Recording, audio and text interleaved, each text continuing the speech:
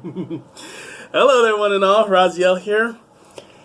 So I just got home from seeing Hellboy. I loved this movie. It was fantastic. I mean, you want to know what I think right off the bat? Go see this. Here's what I have to tell you, though. Do not... I'm sure you probably weren't already. It's Hellboy. Do not go here expecting Shakespearean writing. Don't expect any award-winning, oh, this is Oscar material. No. This is straight up a movie purely for fun. I'm sure the director wants it to do well so there can be sequels. I truly hope there are sequels.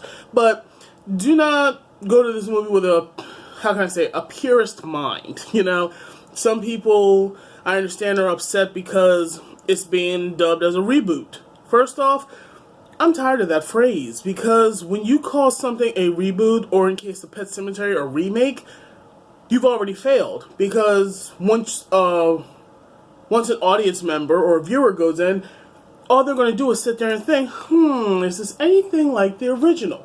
Which I'm sure a lot of people did when they saw this movie. I'm sure you're probably going to do it as well. You're going to be sitting there comparing it to, what's his name? Guillermo del Toro and Ron Perlman's Hellboy. This is how I look at these movies now, or at least I'm going to start doing it, because doing it this way made me absolutely love this film. DC are the only people I know that are flat out saying they're doing it this way. Do not look at it as a reboot or a remake. Same characters for the most part, it's just a different universe.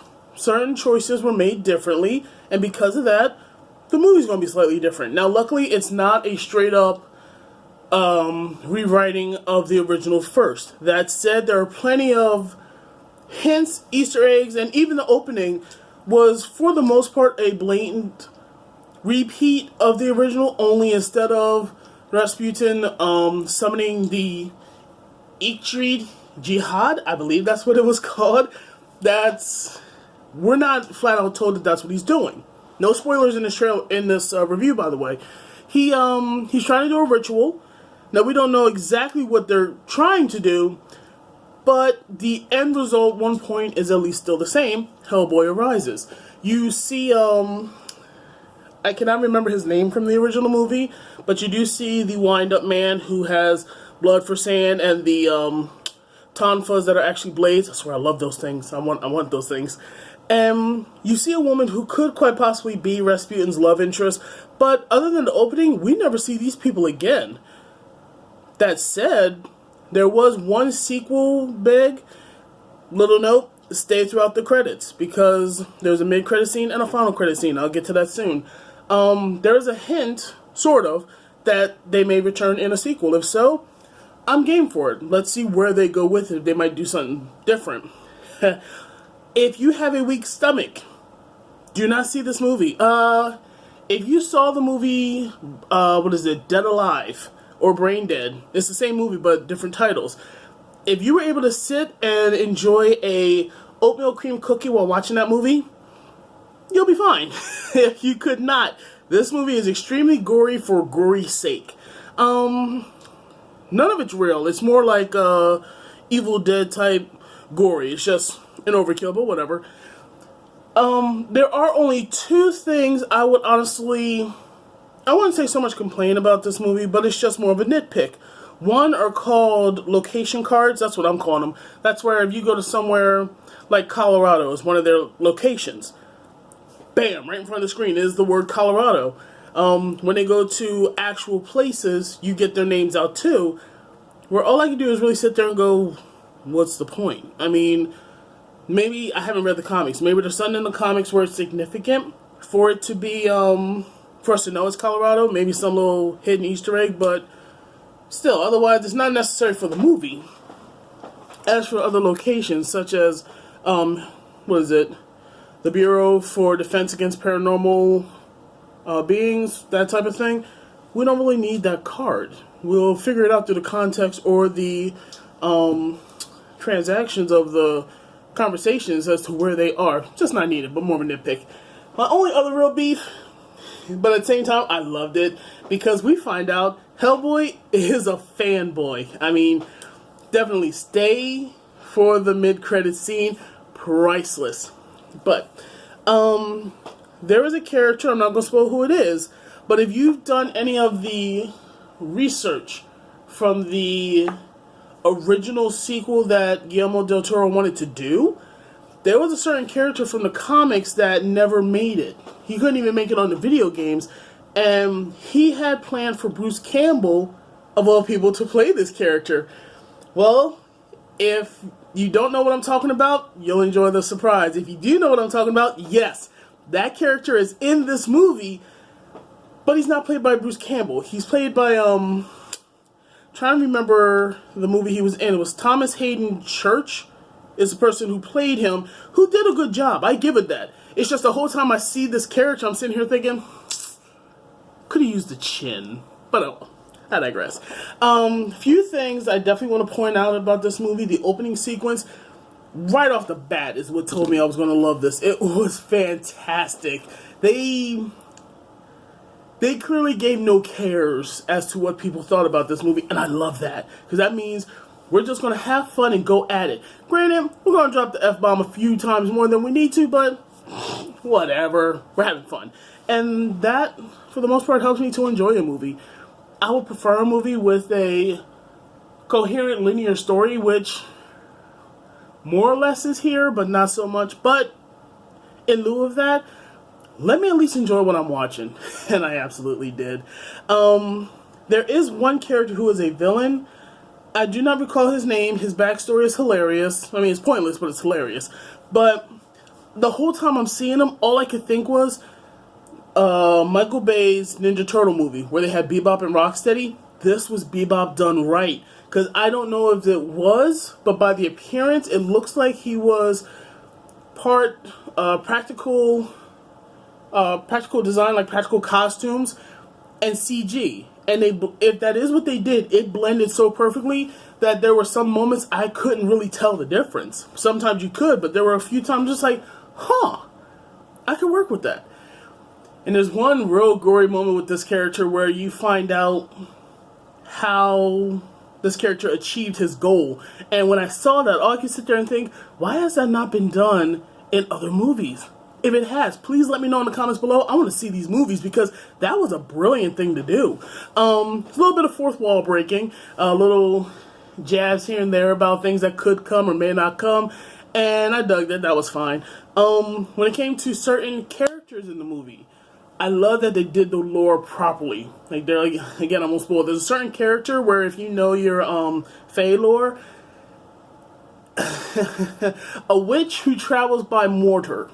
Now, if you know exactly who I'm talking about, first off, they pronounce her name correctly. I am never going to forgive Lost Girl for messing that name up. But still, this was by far one of the best adaptations of that character that I literally sat there and just went, skin was crawling. That said, yeah, I'm sorry. By far in this movie, the ugliest kiss I have ever seen in anything. Movie, books, I don't care. This is the ugliest kiss I ever saw, and the whole time all I could think, there will never be enough mouthwash. I'm going to start gargling with bleach if I was ever in that case.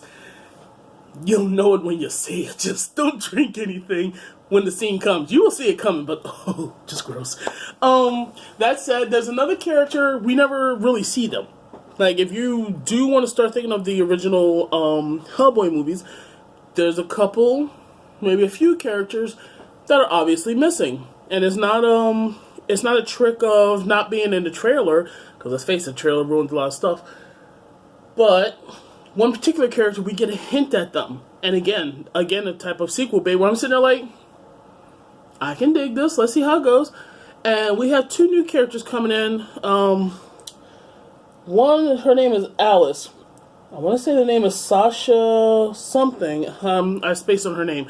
But she was adorable. She wasn't Liz. She wasn't a pyrokinetic. But the point of her character ties in with the Bebop guy who I was mentioning. But anyway, that's not important. If you were ever one of those people who really got into the whole you love mediums, psychics, all that stuff, yeah, watch this movie. You may not wish for such an ability ever again. I know I wouldn't. Again, bleach, no mouthwash. But she was adorable. I haven't seen anything else she's been in, but I check it out, whatever. Daniel Day Kim is in here. You see him in the trailer. You learn more about his character, which I completely dug it. I actually need to start reading. This movie made me want to start reading the comics because there was so much in there that was fantastic that I just kept thinking, huh. One of the things that goes on throughout this movie from beginning, middle, and end is that there are a few transformations here and there from different characters. Not since American Werewolf in London have I seen such fantastic transformations, to be honest. I mean, anybody who's seen that movie, if you haven't, please go see that. If you want to watch Werewolf in Paris, go for it. It's good comedy. But you want to see a decent horror type movie that'll give you chills, check out Werewolf in London, because the transformation in that movie, I know Twilight and some other movies have allowed people to believe that being a vampire or a werewolf is glamorous, gorgeous, all that stuff. This movie even kills the thought of vampires. They show what vampires can really look like. Fantastic. You have another character where when they transform, you feel the pain. You see what's happening to their body, and you're just sitting there like, no, I'd rather not be anything like that. No, thank you. What else was there? There was also... Oh! The main villain. I take it back. There's one third thing I gotta kind of talk about. Mila Jovovich, let's face it, she is a beautiful woman, but ever since Lilo Dallas Multipass, I really haven't enjoyed too much of her. Not that she's a bad actress.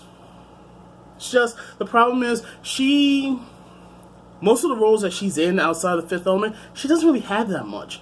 And that includes Resident Evil, where she was the main freaking character, but for the most part, it was just showing, look at me, I'm beautiful, but I can just so happen to kick butt too. So her acting wasn't that great. Here it was really no different. I mean, if it wasn't for the other characters who acted off her, thank goodness she wasn't pulling this movie. It would have... Anyway, I won't even tell you her name, because once you learn her name, if you're into olden shows like me, I can say this movie, Merlin, that stars Sam Neill. Once you hear the villain's name, and if you saw that movie, you're probably going to cringe and just go, oh, no you didn't. And then you see tie-ins to other things, again, no you didn't. But, her as the villain, all I kept thinking of was Angelina Jolie as Maleficent.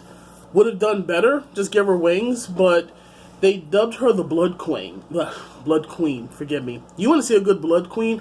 Check out Camilla in Vampire Hunter D's Bloodlust. Now, if she was in this movie, we might have had one heck of a final villain, because then she was animated, but she was still better than Mila, sadly. With that, the final, I guess you call it an action sequence or something. You see a hint of it in the trailer, but I won't spoil what it actually is. But after you see Hellboy, do me a favor. Look up an anime called Blood C. That's Blood-C. And look up episode 12. You can find it on YouTube. I won't post a link here because I don't want to spoil it. But after you watch the movie, trust me, look that up and tell me that these two did not inspire each other, because it's almost the exact same thing. Still awesome, but that's all I was seeing the entire time. There's not too much I can really say about this movie without spoiling anything, so I will tell you, go see it. It had me laughing. Nothing too suspenseful, but still, fun popcorn movie. Go for it. If you're still not certain, then hey, depending on where you are. Like I said, I always go to Regal Cinema. Go for your cheap $5 Tuesday. I believe Cinemark does it as well. If wherever you live at, if you have that same type of theater, go for it, or go for the early bird, which is usually cheap too. I had a ball. I love this movie. I'm definitely happy that it was the second movie in the Lionsgate promotion, because once I do the other two movies, which is John Wick 3 and Long Shot, I'm going to get that for free. I'm going to love that. So pretty soon, I'm actually going to start doing some trailer reviews, because there's a movie I've heard about, and I finally saw the trailer. It's called Brightburn, which I'm sure everybody's already said about it. This looks like it's what if Superman was dark, and not in the Injustice sense. This is what if he was right off the bat. What if Superman was a Saiyan? Anybody who knows the tie-in with that, exactly, that is, if Superman was a Saiyan, this would have been amazing. So I can't wait to see. I'm not going to watch more trailers, but when that movie comes out, I cannot wait. So, Hellboy, go see it and have a good time. In fact, in the comments below, let me know what you think. Like, do you agree with me? Or do you think I just steered you wrong? I hope you don't think that, because, again, do not go in here with a purist mind. Just going for a fun popcorn movie, you won't be let down. So until next time, everybody, take care.